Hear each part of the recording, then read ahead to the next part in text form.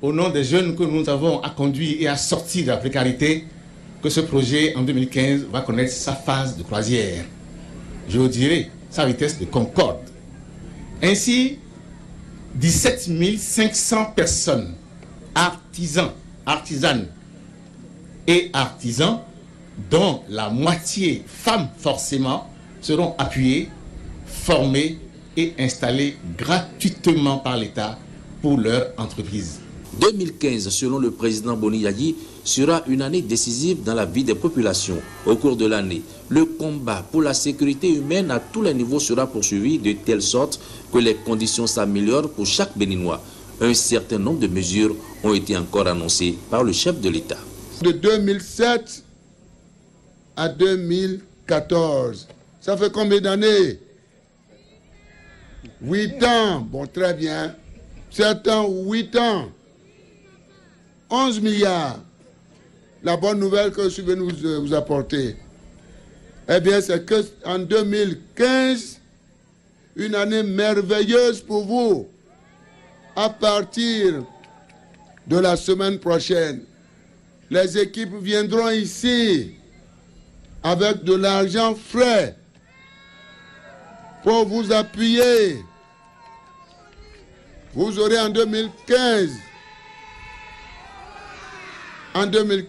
le Monokoufo aura 6 milliards d'argent frais. 6 milliards, chère maman et chers jeunes. Ceci est important, 6 milliards au titre de ce programme, c'est-à-dire le MCPP Nouvelle Génération.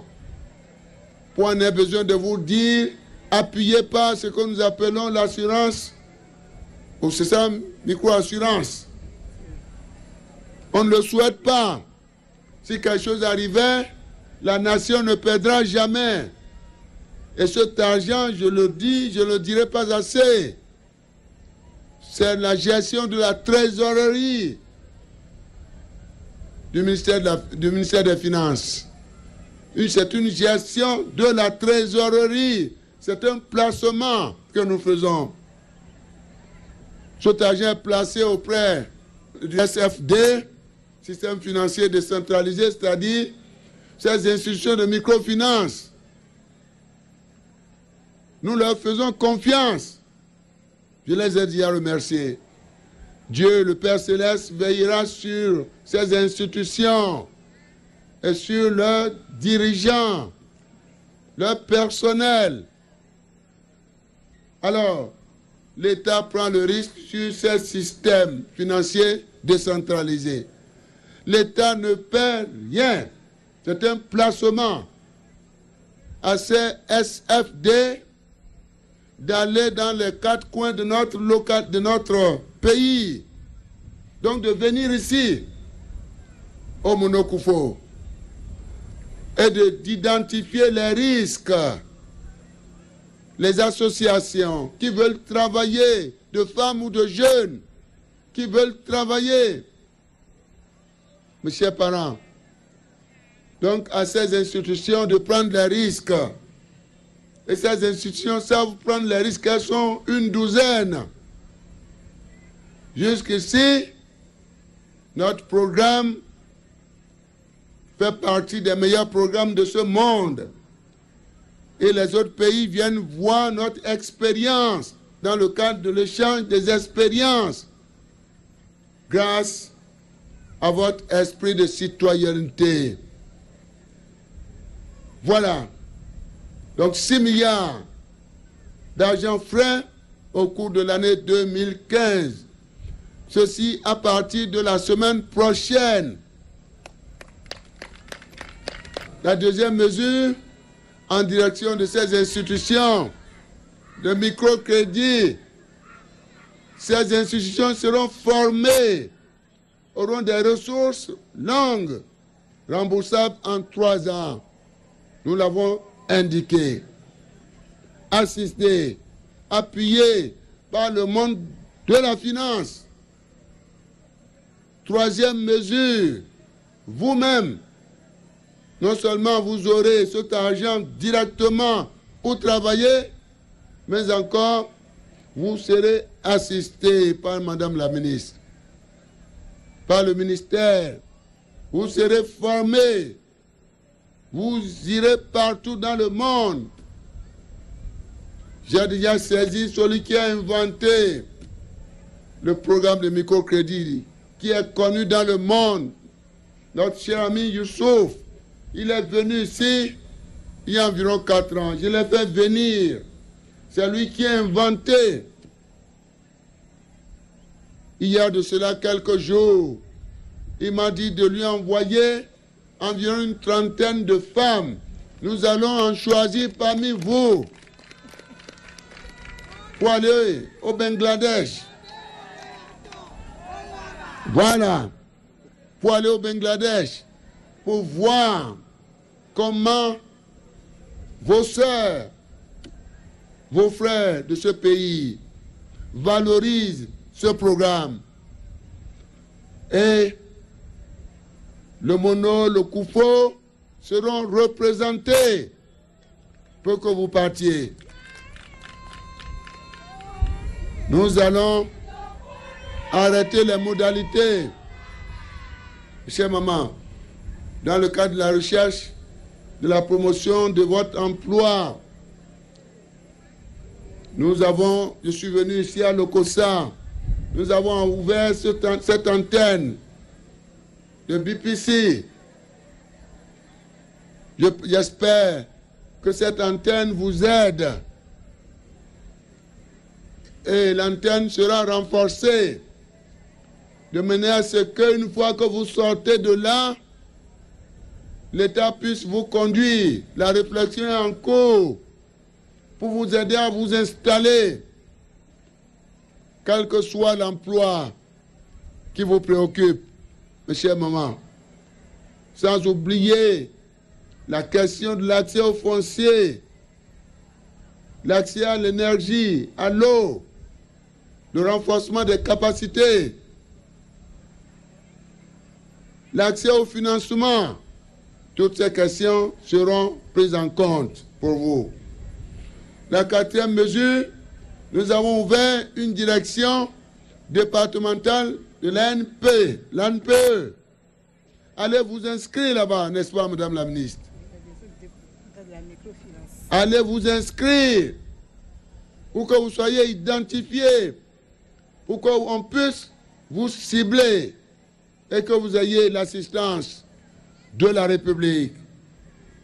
5e mesure, vous avez, pour que nous puissions avoir une idée de vos problèmes, nous avons promu un cadre du terroir qui est le directeur départemental de la microfinance. 6e mesure, mes chers parents, le FNPH est à la disposition de la jeunesse du Mono et du Koufo. Il va faire un tour ici pour vous faire part des opportunités qui s'offrent à vous. 8e mesure, le régime d'assurance maladie universelle, on en a parlé. Ce dossier est à l'Assemblée nationale. Dans tous les cas, en 2015, le régime d'assurance maladie universelle rentrera dans sa vie fonctionnelle, sera fonctionnel. Une fois que nous aurons la décision de notre institution parlementaire, eh bien, vous aurez les retombées de cette mesure. L'État mettra 15 milliards. 15 milliards. En réalité, c'est vous qui êtes ciblés. C'est pour couvrir, pour assurer la sécurité sanitaire de toutes les Béninoises et de tous les Béninois de notre pays. Nous avons fait le schéma, le montage financier. L'État doit apporter 15 milliards. Et puisque vous êtes plus nombreux que les hommes, je suis en mesure de vous dire que ces 15 milliards vous appartiennent. mes chers parents, le programme Emploi Jeune, 9e mesure, le programme Emploi Jeune de 17 milliards 500 millions. Le président Boni Yayi est revenu sur les autres facteurs créateurs de richesse. L'énergie en milieu urbain et en milieu rural. L'accès à cette énergie avec de nouvelles facilités de paiement et l'installation des compteurs prépayés par les privés. Les programmes d'assainissement qui s'étendront aux autres chefs-lieux de communes. Les infrastructures routières qui seront construites ou réhabilitées. Dans quelques jours, a annoncé le chef de l'État, les travaux vont démarrer pour la réhabilitation de la route Komé-Lokossa-Dougou. De Lokossa, Edouard Dedegbe nous introduit au cabinet du chef de l'État. Les audiences du jour ont porté sur plusieurs sujets. Infrastructures routières, énergie et agriculture. L'audience du chef de l'État avec les présidents de certaines institutions de l'UMOA fait suite à la tenue de la 18e session de la conférence des chefs d'État et de gouvernement de l'Union. Les entretiens ont porté sur les grandes conclusions du sommet, mais ces entretiens ont concerné également le problème de l'endettement et des énergies renouvelables, notamment l'énergie solaire. Le président de la conférence des chefs d'État, le président Boni Yayi, nous a demandé de venir pour repréciser les points sur lesquels les chefs d'État ont pris des décisions importantes. Comme vous le savez, il y a non seulement les dossiers concernant l'énergie, concernant la sécurité alimentaire, concernant la paix de sécurité, concernant le financement de notre économie, mais il y avait aussi d'autres points qui ont été évoqués, dont notamment le problème de l'endettement qui a été évoqué. Et également, le président a tenu aussi à nous repréciser ce qu'il fallait faire dans le cadre de l'énergie aussi sur les énergies renouvelables.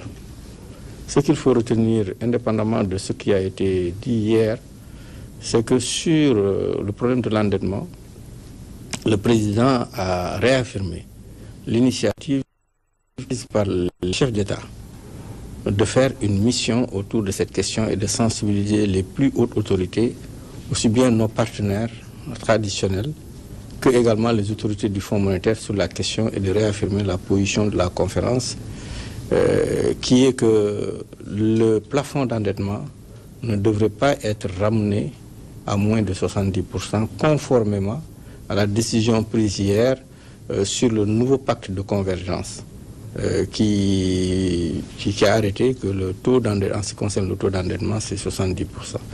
Donc le chef de l'État nous a reprécisé cela pour dire que la conférence va prendre en charge cela à travers sa personne et les autres chefs d'État qui vont faire le plaidoyer et qui vont maintenant prendre en charge ce dossier indépendamment de ce qu'ils nous ont demandé de faire.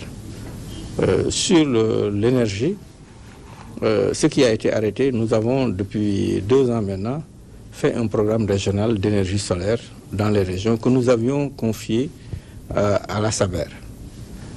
Ce dossier a connu un engouement très important dans les États et le chef de l'État nous a demandé de continuer ce programme pour une autre phase, ce que nous avons prévu de faire à partir du budget 2015 de la Commission. Mais indépendamment de cela, pour renforcer toujours ce volet, le président de la République nous a demandé de travailler dans le cadre de l'IRED pour mettre en plus de ce que nous mettons, nous, à savoir 10 milliards, de mettre en plus un financement de l'IRED de 15 milliards, ce qui ferait donc 25 milliards à dérouler dans les 8 pays de l'UEMOA pour renforcer ce volet énergie solaire, énergie renouvelable. Cela ne veut pas dire que nous allons simplement faire notre développement à partir de l'énergie solaire, mais nous allons développer les autres formes d'énergie pour notre secteur réel, etc., pour permettre à notre secteur réel de mieux avoir les capacités nécessaires pour leur production. L'énergie solaire, c'est plus pour les zones qui sont quelque peu défavorisées, un peu reculées, c'est les zones de banlieue pour faire surtout l'éclairage solaire et pour donner plus de capacité à nos zones les plus reculées. Les entretiens sur les énergies renouvelables se sont déroulés en présence du PDG de la société Saber, M. Tierno Bokartal. Je profite toujours de l'occasion pour remercier son Excellence de me faire le plaisir de le rencontrer et de lui faire le point sur 2 volets.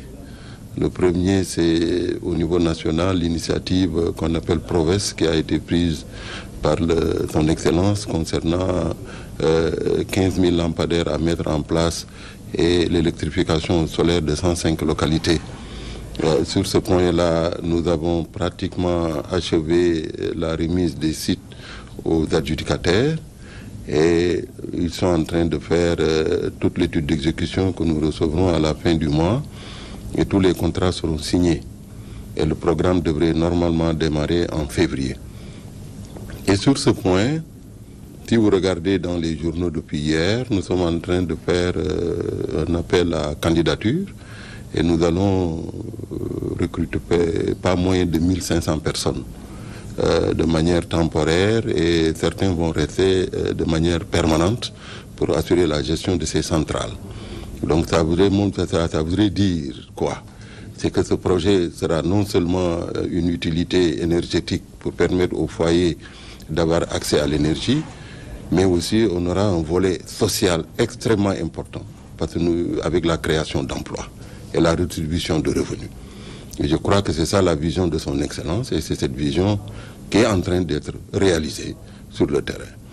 Le deuxième volet, c'est ce que le président de la Commission vient de dire, c'est qu'il y a maintenant 2,5 milliards entre 2,5 milliards et 3 milliards que le Bénin va bénéficier dans la phase 2 du PRODER que nous allons lancer.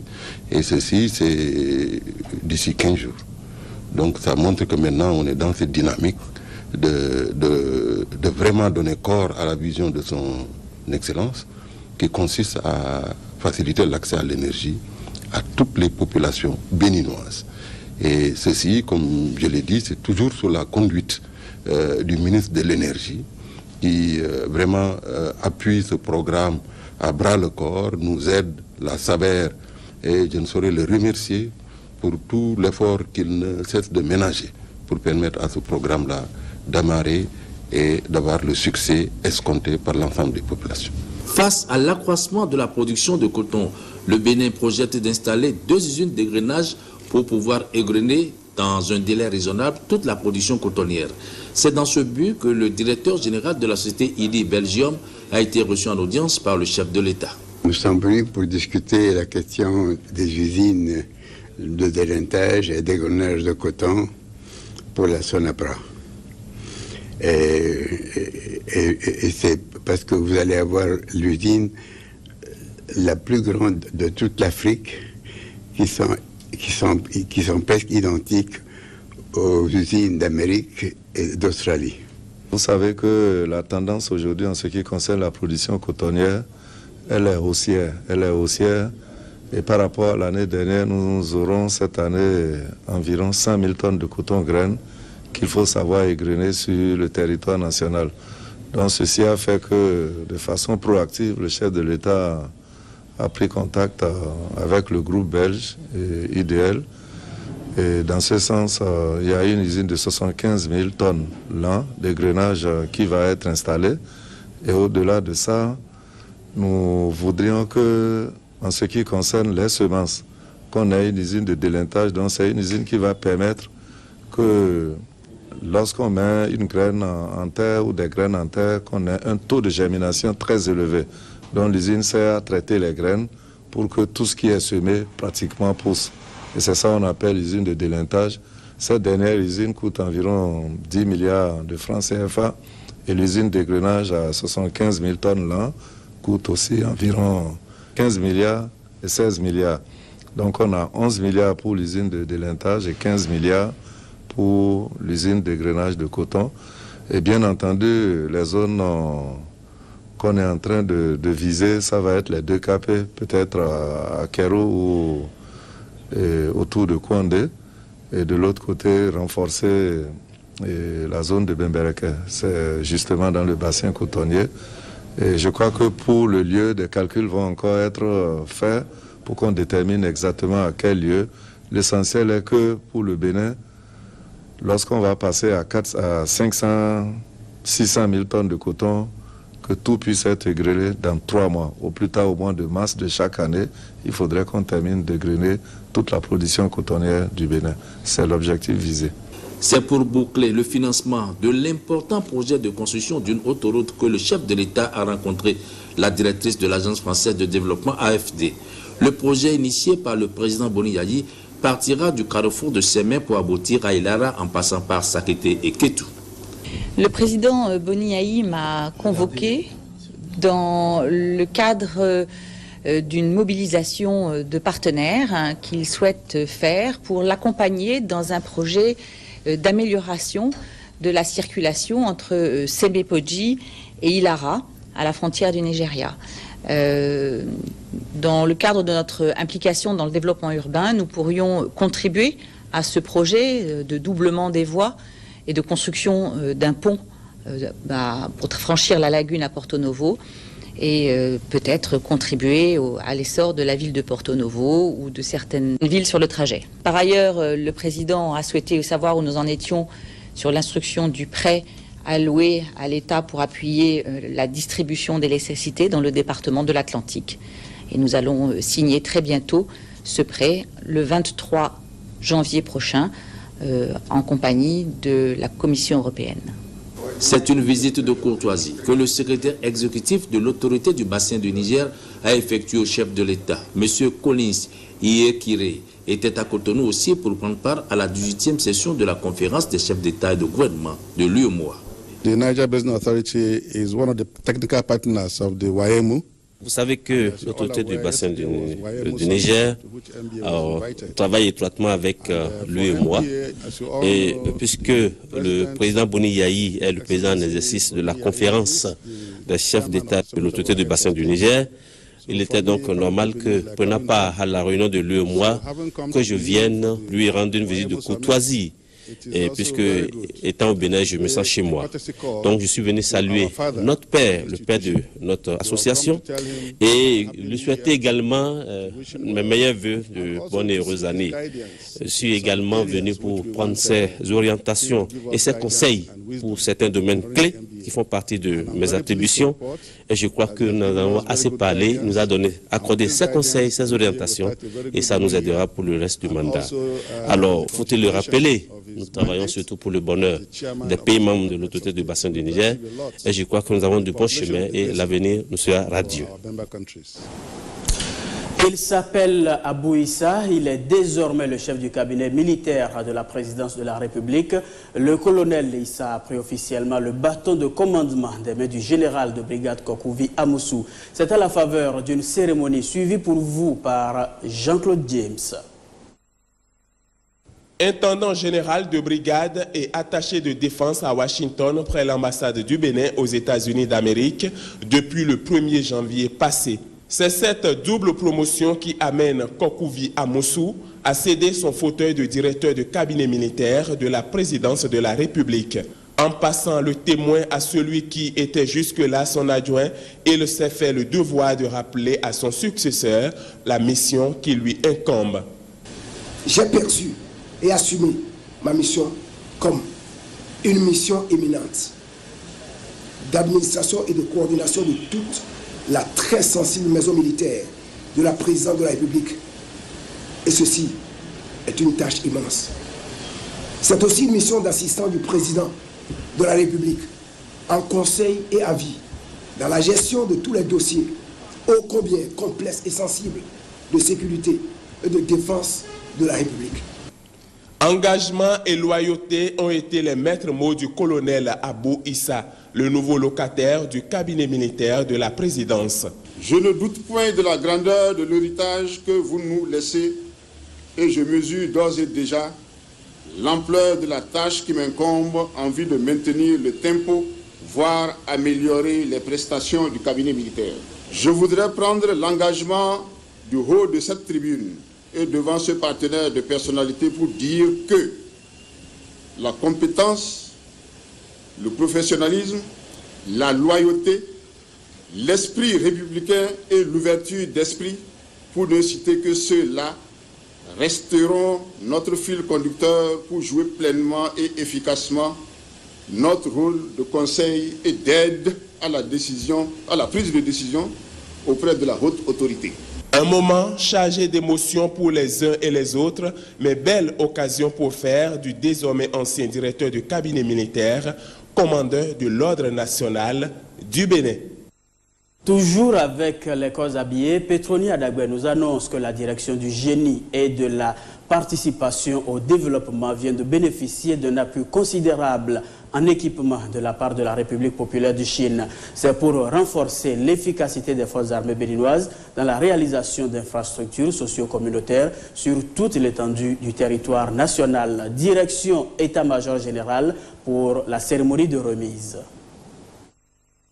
La remise officielle de matériel et d'équipements de génie civil, dont de la Chine aux forces armées béninoises, est le fruit d'une coopération militaire datant de 1975 entre les deux pays.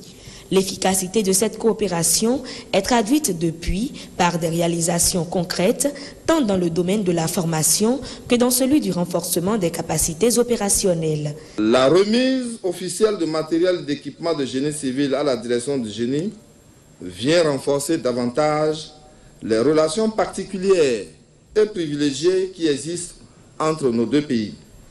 Soyez rassurés, monsieur l'ambassadeur, que les forces armées béninoises sont résolument engagées à faire un bon usage de cette panoplie d'équipements qu'elles reçoivent ce jour à travers la présente cérémonie solennelle. D'un montant estimé à 1,6 milliard de nos francs, le don est constitué de 40 engins qui serviront à donner une impulsion aux constructions d'infrastructures socio-communautaires au Bénin. Un défi auquel le directeur du génie civil exhorte ses collaborateurs. La réception de cet important lot de matériel vient à n'en point douter propulser le génie militaire dans une autre dimension. Nous avons ici de quoi constituer, comme on le dit dans notre langage de BTP, au moins 4 brigades de travaux ou tout simplement équiper au moins 2 bataillons du génie militaire. Aussi, il est souhaitable et indispensable que pour des raisons d'efficacité, les réformes en cours soient menées à terme pour permettre à la structure génie militaire de mieux faire face aux nombreux défis qui se profilent à l'horizon. Cet important lot de matériel et d'équipements de génie civil renforce davantage la coopération sino-béninoise. La cérémonie de remise d'aujourd'hui se révèle comme prévu de cette coopération agissante dans tous les domaines. C'est donc pour moi un grand plaisir d'être là pour pousser cette coopération à développer encore davantage et être le témoin des relations amicales entre nos deux pays et nos deux peuples. Les forces armées béninoises, à travers la direction du génie, ont pris une sérieuse option depuis des années en réalisant des infrastructures socio-communautaires sur toute l'étendue du territoire national. À l'Assemblée nationale, les députés étaient en séance plénière lundi et mardi dernier. Ils ont examiné le rapport de la commission parlementaire d'enquête sur la gestion du fonds FADEC. Les députés ont relevé de nombreux dysfonctionnements. Carmen Toudonou nous précise qu'ils ont fait des recommandations à l'endroit de tous les acteurs concernés. 2 journées successives de séances plénières ont été nécessaires aux députés pour examiner le rapport de la commission parlementaire d'information, d'enquête et de contrôle relative à la gestion des fonds FADEC. Au vu des différentes observations, l'on note des difficultés d'accès aux communes, le mauvais archivage, la non-disponibilité des rapports d'audit et plusieurs autres irrégularités. Nous avons noté la dispersion des dossiers dus à un mauvais archivage dans les mairies. Et à certains endroits, un mauvais accueil réservé à la commission parlementaire. Et une utilisation non appropriée du FADEC fonctionnement pour assurer les dépenses du personnel. Dans toutes les communes pratiquement, le FADEC permet d'améliorer le niveau des budgets et partant d'améliorer les indemnités des élus. Nous avons noté une surestimation des ressources propres de la commune, engendrant d'importants restes à recouvrer.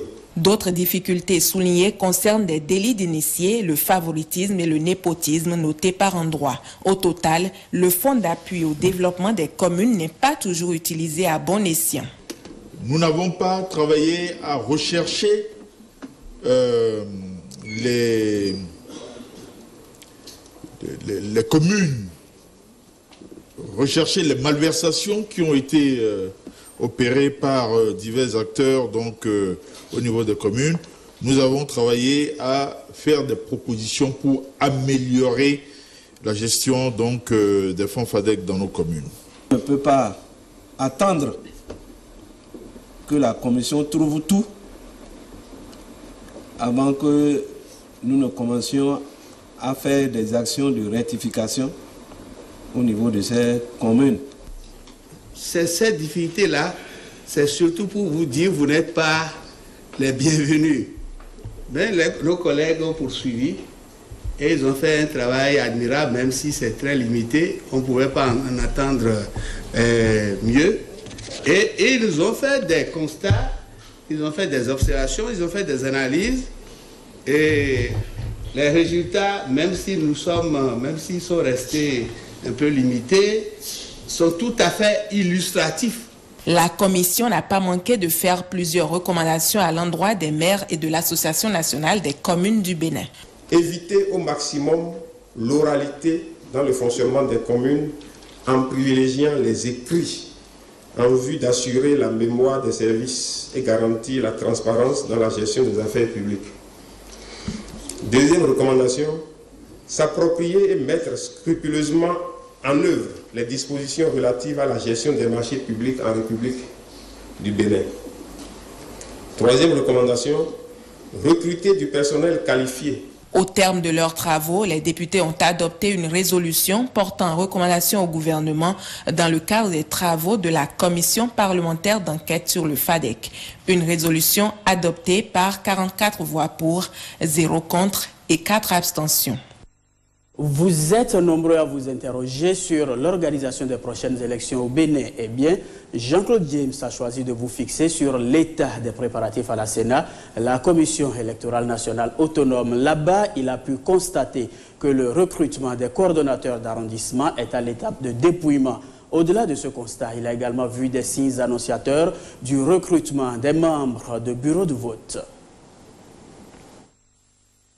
Une file indienne de jeunes dans la cour de la Commission électorale nationale autonome ce mardi matin. Les acteurs de cette affluence inhabituelle sont les postulants au recrutement d'agents lancés par la Sénat en prélude aux prochaines échéances électorales au Bénin.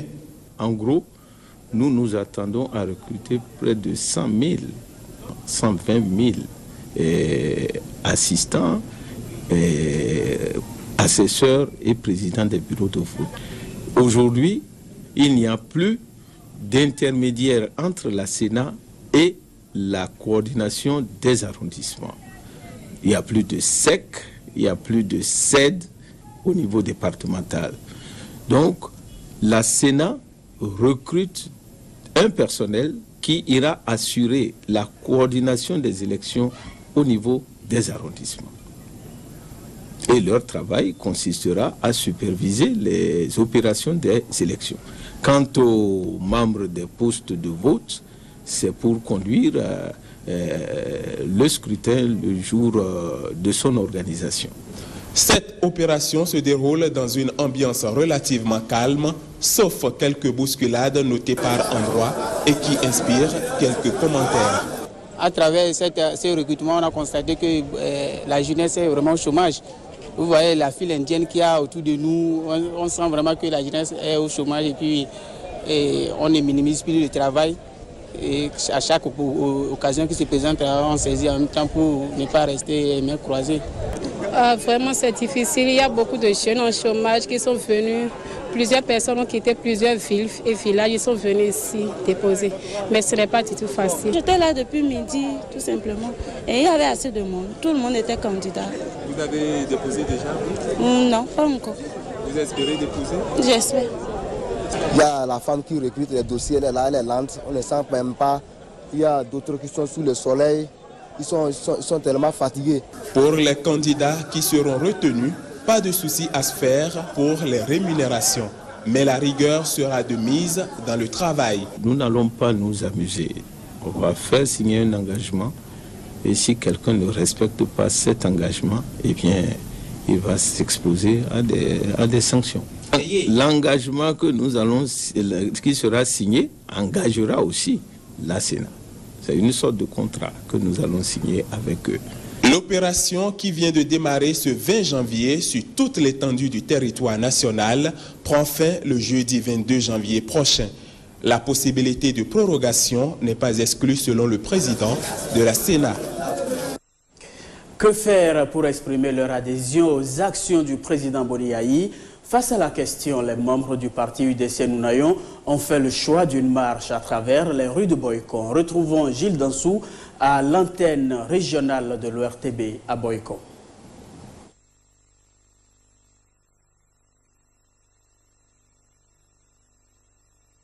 Gigantesque marche de soutien au président Boni Yayi dans les rues de Boycon. Sur plusieurs kilomètres, les militants et militantes de l'Union pour la démocratie et le changement UDC Nounayon, venus de Boycon et d'autres régions environnantes, ont répondu présent à l'appel de la présidente du parti, Elisabeth Agoussada, épouse Jawad. Après la marche qui a pour point de chute le stade omnisport de Boycon, un meeting est organisé.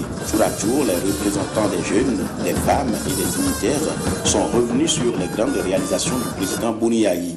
Les microcrédits aux femmes, les infrastructures routières, etc. Les jeunes UDC Nounayon peuvent conclure avec fierté que le président de la République, chef de l'État, chef du gouvernement, le docteur Thomas Boni Yayi, est un grand homme de vision, malgré les pesanteurs socio-culturelles liées à nos peuples.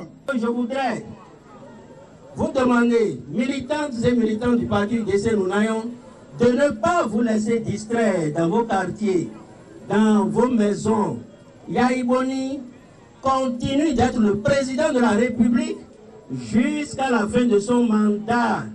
Et même à la fin de son mandat, il ne va pas mourir. Il a encore son mot à dire en tant qu'homme politique de ce pays. La présidente du parti explique l'intérêt de la rencontre.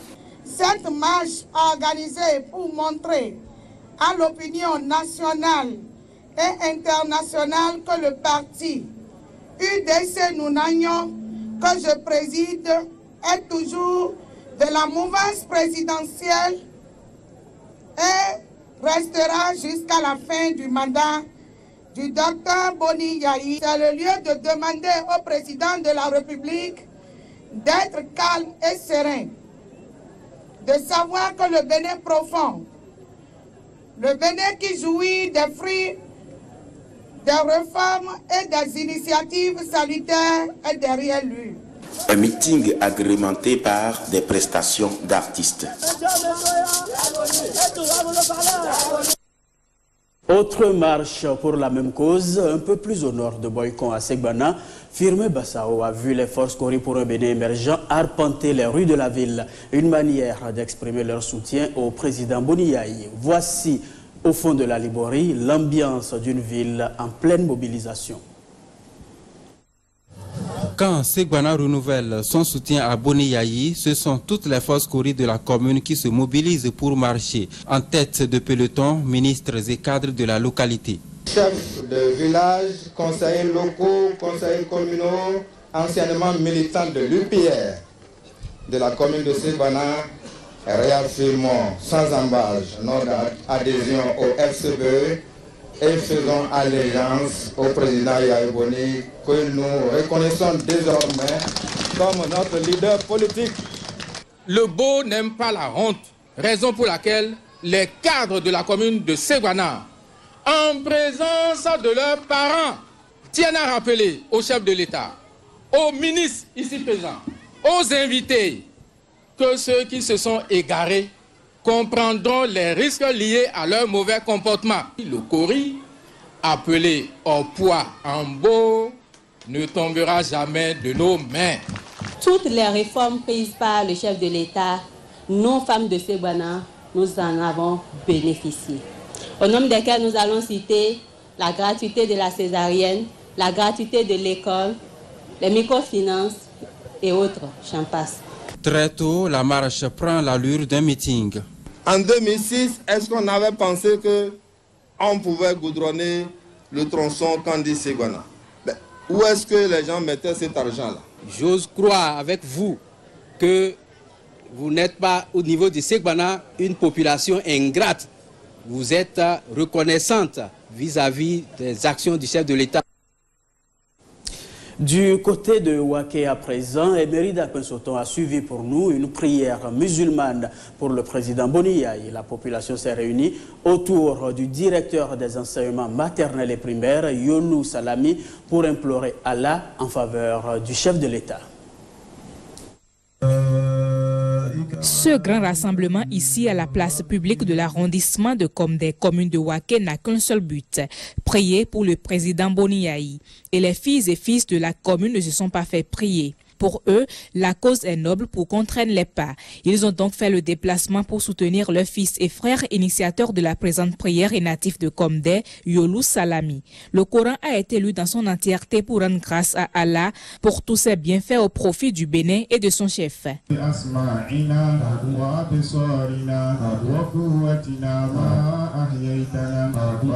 Il était bien normal qu'on organise cette prière à l'intention de ce chef-là, de cet infatigable-là.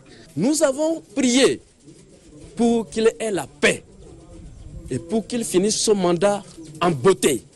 Nous avons prié pour que Dieu, encore une fois, lui accorde bonheur et longévité pour que les élections s'organisent, n'est-ce pas, dans la paix et dans la quiétude. Ainsi soit-il. Amen. Effectivement, nous sommes tous pour le président de la République, parce que ce qu'il est en train d'accomplir dans ce pays, c'est très intéressant. Des réalisations, la commune de Waké en a eu sous le président Boni Yayi. Par exemple, la promotion des cadres, le bitumage de la route Djougou-Waké et Sonahoulou Semere, l'octroi de crédit aux femmes, les infrastructures. La liste est très longue. Cependant, il reste encore à faire pour parfaire le développement de cette commune et on compte toujours sur Boni Yayi. Il y a certaines choses qui nous manquent ici.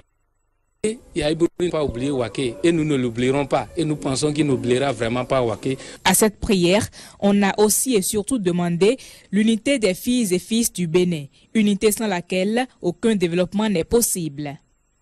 À Parakou, l'association de développement économique et culturel du quartier Banikani 3 fait le bilan de ses activités. À l'occasion, William Aguiar a recueilli aussi les doléances des habitants du quartier. Le 21 novembre 2011, l'école primaire publique Banikani 3 a perdu un de ses élèves dans les fondements d'une de ses salles de classe. Au moment des faits, la précarité des matériaux ayant servi à la construction du bâtiment a été pointée du doigt. Le bâtiment est rasé et un appel à l'aide est lancé pour sa reconstruction. À la commande de l'opération, l'association de développement économique et culturel du quartier. Aujourd'hui, l'heure est au bilan. En tout, 8 79 200 francs ont été collectés avec comme grand donateur Rachid Gbadamassi. L'honorable Rachid Gbadamassi, il nous a donné 2 537 000 francs. Association Serein, les notaires, 1 million de francs CFA. Kassimou Traoré, SDG Port, 1 million de francs CFA. Denis Ali Yerima, 10 paquets de tôle, un carton de pointe galvanisée qui faisait 520 000 francs CFA. Entreprise MRI, PDG, Thomas, 500 000. Et la liste n'est pas exhaustive. L'ensemble de ces dons en numéraire et en matériaux a servi à ériger un bâtiment de 3 classes plus bureau pour un coût global d'un peu plus de 8 500 000 francs avec l'apport des parents d'élèves. En plus de ce module, Banikani 3 a bénéficié au nom du chef de l'État et de son gouvernement de 2 modules de 3 classes plus bureau. Et c'est le souvenir du triste événement du 21 novembre 2011. Le président de l'Association pour le développement économique et culturel de Banikani remercie les donateurs et soumet d'autres doléances chères aux populations de son quartier. Je demande à nos autorités l'extension de l'électricité et l'eau potable, le pont entre Baka et Banikani. La population souffre énormément. En plus du chef de l'État, les populations de Banikani 3 tendent la main aux bonnes volontés pour sortir leur quartier de son état d'enclavement chronique. Escale histoire dans ce journal. Hier, 3e lundi du mois de janvier, le monde entier a commémoré l'anniversaire du prix Nobel de la paix Martin Luther King au Bénin. Une ONG portant le nom de ce grand homme a saisi l'occasion pour revisiter sa vie et lancer un appel à la culture du dialogue politique. Loris Rounon, lu par Jean-Claude James. Né le 15 janvier 1929 à Atlanta, aux États-Unis d'Amérique, Martin Luther King est une figure de proue de la lutte anti-ségrégationniste et un partisan de la non-violence. Auteur du célèbre discours I Have a Dream, le pasteur Martin Luther King a dédié toute sa vie à un idéal, un pays, voire un monde où tous les hommes partageraient les mêmes droits dans la justice et la paix. 47 ans après sa mort, la vie de ce prix Nobel de la paix inspire une ONG béninoise qui célèbre son œuvre. Aujourd'hui, nous célébrons son anniversaire de naissance conformément à la décision américaine de l'ancien président américain Ronald Reagan qui a institué le 3e lundi du mois de janvier de chaque année comme date anniversaire de naissance du Dr King. Son travail et ses idées restent une inspiration pour tous les peuples à travers le monde. Nous pouvons regarder au-delà du travail accompli par le Dr King et inspirer de lui en tant qu'individu. Au regard du contexte sociopolitique actuel, les membres de cette ONG ont échangé autour du thème « La démocratie en marche au Bénin pour une paix durable ». Quand nous promenons un regard sur la démocratie béninoise, on se rend compte que le Bénin a la pratique démocratique, mais il reste beaucoup de choses à améliorer. De même, lorsqu'un problème surgit, nous devons rechercher le dialogue, l'échange des idées, la discussion et la paix. L'appel est ainsi lancé à tous les démocrates du Bénin pour la culture du dialogue franc et sincère comme un ciment à l'établissement d'une démocratie prospère.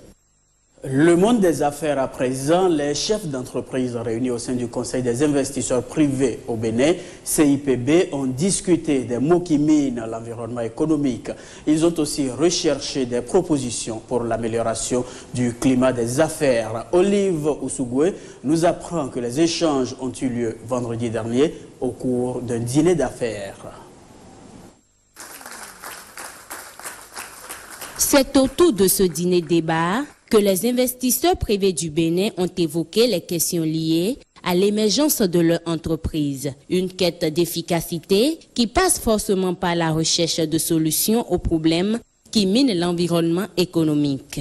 Né en 2002, le Conseil des investisseurs privés du Bénin est un cercle de réflexion et d'échange entre patrons d'entreprises pour l'amélioration du climat des affaires au Bénin. La justice, pour nous, c'est fondamental. Les décisions de justice, la lenteur, la rapidité.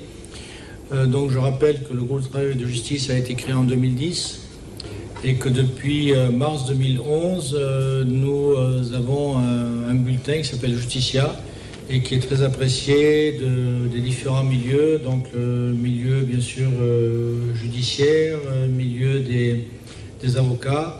Et bien sûr nos membres qui trouvent dans le groupe de travail des moyens de mieux comprendre les problématiques. Et nous avons désormais un cas de concertation justice qui pour l'instant n'est pas encore opérationnel, mais je n'ai aucun doute que nous pourrons très bientôt le rendre davantage opérationnel. Bien entendu la Chambre de commerce et le patronat qui sont nos partenaires naturels, donc nous ne sommes qu'un cercle de réflexion, mais les idées que nous pouvons émettre, les documents que nous pouvons rédiger doivent être impulsés par ces organisations où toutes les composantes du secteur privé seraient représentées pour dialoguer avec l'État plutôt que d'essayer de faire ça par éléments séparés en cherchant à chaque fois à se pousser du col, ce qui n'aboutit jamais à grand-chose. Au cours de cette soirée de réjouissance, le prix d'excellence dénommé prix CIPB Toukoudaba 2015 est revenu à Dominique d'Almeida. Un prix créé il y a 2 ans qui vise à mettre en valeur tout dirigeant d'entreprise qui épouse les valeurs managériales du conseil. Une question sur vos habitudes quotidiennes. Que faites-vous de vos vieux équipements électriques et électroniques? Sans doute que vous les jetez dans la nature. C'est mauvais, nocif pour la santé et nuisible pour l'environnement, nous rappellent MTN et Ericsson. Les deux marques ne se sont pas contentées de le dire. Elles ont carrément lancé une campagne de collecte de ces déchets pour les recycler dans des conditions appropriées. Pour vous aider à mieux comprendre le contenu de la campagne, je vous propose de suivre ici Henri Ziota. Ericsson et MTN se donnent la main pour une œuvre de salubrité. La campagne de sensibilisation et de collecte de déchets électriques et électroniques. Voici le conteneur qui servira à la collecte des déchets, entreposé au stade de l'Amitié. Il y séjournera 4 semaines. Les populations sont appelées à venir y déposer leurs équipements électriques et électroniques hors d'usage, que sont les vieux téléphones mobiles, les chargeurs, les radios, les ordinateurs, les télévisions, les batteries, les fours à micro-ondes, les téléphones filaires, les machines à laver, bref, tout ce qui fonctionne avec un fil électrique ou des piles. Les objectifs de cette campagne, c'est de nettoyer le Bénin de tout ce qui est décharge ou ce qui est ordure de cette honte-là. Effectivement, en 4 semaines, ce n'est pas possible que tout ce que nous attendons comme déchets qui est. C'est pour ça que nous avons pris nos agences à contribution en demandant aux gens de continuer, on va leur demander à la fin de la campagne, de continuer à déposer tout ce qu'il y a comme déchets de cette nature-là. Et nous allons continuer de le récupérer. Vous venez d'entendre qu'il y a une campagne nationale qui va se faire au niveau gouvernemental, au niveau de tout le pays. Donc déjà, nous allons commencer par récupérer. Et je suis en discussion avec les amis d'Ericsson pour que le conteneur reste un peu plus longtemps. Ils n'ont pas dit non. Le recyclage artisanal par incinération est une grosse source de pollution. L'initiative a donc une visée écologique. Elle vise aussi la préservation de la santé des populations. Ces déchets étant riches en métaux lourds, mercure et plomb. Cette activité va également en droite ligne avec les objectifs du gouvernement et de l'ARCEP. L'initiative est saluée par les acteurs publics qui annoncent le projet gouvernemental s'inscrivant dans la même dynamique. Vous les suivez souvent sur les antennes de l'ORTB dans une vingtaine de langues nationales. Ce sont les journalistes du service de la radio rurale de l'ORTB. En ce début d'année, ils se sont offerts du réconfort. Patrick Jossou les a vus passer un instant de détente dans un restaurant en bordure de mer à Fidjrosé. C'est après l'effort.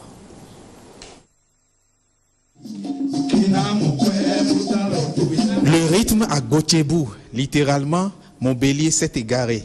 Une cadence de milieu fond qui ne s'est pas égarée avec la danse de locutrices d'autres contrées. C'est cela même l'osmose de la fête 2015 des journalistes ORTB en langue nationale. En symbiose, les 37 locuteurs et locutrices étaient là. Les hommes tirés à 4 épingles et cirés jusqu'au col. Les femmes montées sur leurs 31 chevaux et maquillées jusqu'aux cheveux. Que dire des liqueurs apéritives, plats de résistance et autres mets digestifs dont la dégustation a réjoui les papilles gustatives. Que dire aussi de cette ouverture de bal où la salsa, sauce musicale, est emballée par le doyen Maurice Balogun qui a dirigé ce service durant une douzaine d'années et qui esquisse en fond de scène quelques pas esquis. Et la doyenne Pitonga, pétrie de talent, virevolte en réponse. Mais pourquoi danser en début d'année avec tous les paris pris, tous les défis lancés? Nous nous sommes donné des défis ici l'année passée à l'occasion de cette fête, au nombre desquels offrir des informations vraies, diversifiées à nos populations au moyen des différentes productions. Nous pouvons dire que ces défis ont été atteints à près de 80%. Des défis relevés, oui. Et il faut lever les équivoques, enlever la confusion. Il ne faut pas confondre la radio rurale et une structure qui fait juste l'information. La radio rurale est là pour une communication pour le développement.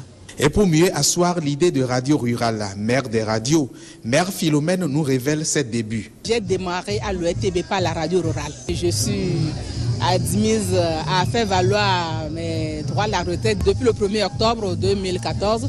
Sans fausse modestie, je peux dire que j'ai tout eu grâce à la radio rurale. Pour rappel, cette invitée d'honneur a eu l'honneur même d'être directrice générale par intérim de l'ORTB. D'autres invités d'honneur, tels le directeur de la télévision nationale, Wabi Boukari, n'ont pas manqué à l'appel de la clémence qui rappelle l'invité d'honneur, donateur, parrain. Je voudrais, par cette occasion, dire un grand merci à notre parrain, le ministre des Transports. Et Bonaventure Natondé Aké explique sa bonne aventure avec les langues nationales. Moi, je reste toujours admiratif devant le travail abattu chaque jour par les journalistes locuteurs de langue nationale dans notre pays, et en particulier l'ORTB. Et c'est avec un grand plaisir que je suis encore une fois avec vous cette année. Fini les interventions explicatives, place aux inventions festives. Je veux que cette fête soit belle. Vœux pascaliens bien reçus, spectacle bien conçu, public non déçu. Constat. Oui, tout le monde sur le podium, les doigts en l'air. Alors, vie les dit. Alors, les dit, mains en l'air pour le moderne. Afin les dit, pieds en l'air pour le traditionnel. Et puis, c'est tout de même nos dignes locuteurs de langue nationale. Alors, on peut danser du traditionnel dans du moderne rythmé. Et puis quoi encore pour la clémence? Célébrer la solidarité entre nous. Oui, solidaire et non solitaire, on se met en chaîne pour former la boucle ferroviaire de la radio de développement où les 18 langues ne vont pas languir. Qui dira que la fête des langues nationales n'a pas été langoureuse et en langue heureuse? En tout cas, pas moi. Et voilà, c'est sur ces images festives que se referme votre journal. La fête est terminée, je vous l'assure, et vous pourrez donc retrouver nos confrères en langue au poste aux heures habituelles sur les programmes de la nationale. Merci de votre aimable attention.